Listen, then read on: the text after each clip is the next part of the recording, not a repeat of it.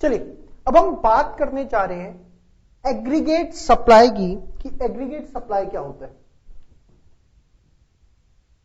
अभी आपने मेरे साथ पढ़ा aggregate demand, now the next word is aggregate supply. देखिए एग्रीगेट सप्लाई का मतलब क्या है। एग्रीगेट सप्लाई का मतलब है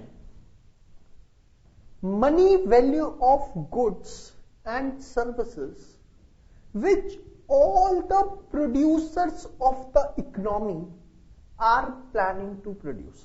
हमारे इकोनॉमी के अंदर जितने प्रोड्यूसर्स हैं वो मिलके जितने वैल्यू के गुड्स एंड सर्विसेज प्लान कर रहे हैं कि वो प्रोड्यूस करेंगे, that is termed as aggregate supply. Money value of goods and services which all the sectors of the economy या which all the producers भी लिख सकते हो आप, which all the producers of the economy taken together are planning to produce,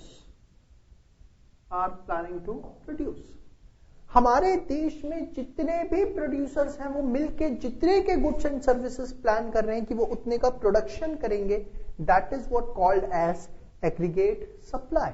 Money value of goods and services which all the producers of the economy taken together are planning to produce during a period of time, एक period of time के अंदर। So basically ये है आपका aggregate supply। अब यहां पर अगर आप देखो आपको लग रहा होगा कि सर आपने planning to produce लिखा, जबकि वर्ड है aggregate supply तो आप planning to supply लिखते हैं। देखिए बड़ा सिंपल सा लॉजिक है। एज ए प्रोड्यूसर अगर आपको लगता है कि आप फ्यूचर में 100 यूनिट बेच पाओगे तो आज आप प्रोडक्शन कितने यूनिट्स की प्लान करोगे? ऑब्वियसली 100 यूनिट्स की। अगर आपको लगता है कि आप आगे 100 यूनिट्स बेच पाओगे तो आप प्रोडक्शन भी आज कितने यूनिट्स की प्लान करोगे? 100 यूनिट्स की। मतलब planning to produce is always equals to planning to supply. Planning to produce हमेशा किसके इक्वल होता है? Planning to supply. हो सकता है एक्चुअल प्रोडक्शन और एक्चुअल सप्लाई में डिफरेंस आए, बट बीइंग अ प्रोड्यूसर मैं हमेशा उतनी ही प्रोडक्शन प्लान करूंगा जितना मुझे लगता है कि मैं सप्लाई कर पाऊंगा। तो that's why instead of the word planning to supply we have used the word planning to produce.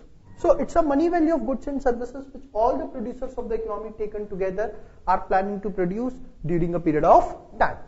और यहां जो प्रोड्यूसर्स हैं, जहां सेक्टर्स हैं, वो कौन कौन से हैं?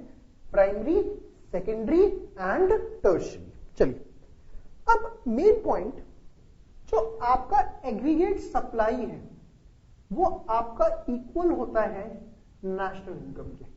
एग्रीगेट सप्लाई जो है वो किसके इक्वल होता है? नेशनल इनकम के। अब ये एग्रीगेट सप्लाई नेशनल इनकम के क्यों इक्वल होता है? बहुत ध्यान से देखिएगा, बहुत अच्छी रीजनिंग है। 3 मार्क्स का इसके ऊपर क्वेश्चन पूछा जा सकता है। एग्रीगेट सप्लाई का मतलब क्या है? अगर मैं सिंपल वर्ड में बोलूं तो what the producers are planning to produce.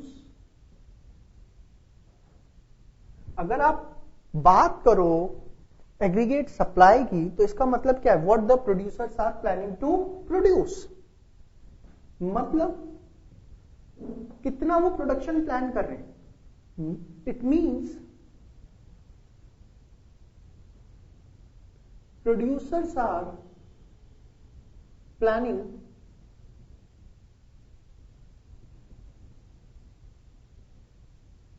that how much cost they will incur on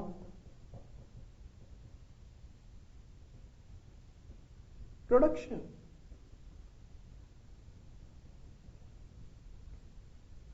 भाई what the producers are planning to produce, क्या कितना आप प्रोड्यूसर्स प्लान कर रहे हैं कि वो प्रोड्यूस करेंगे, इसका मतलब क्या है? Producers, it means producers are planning that how much cost they will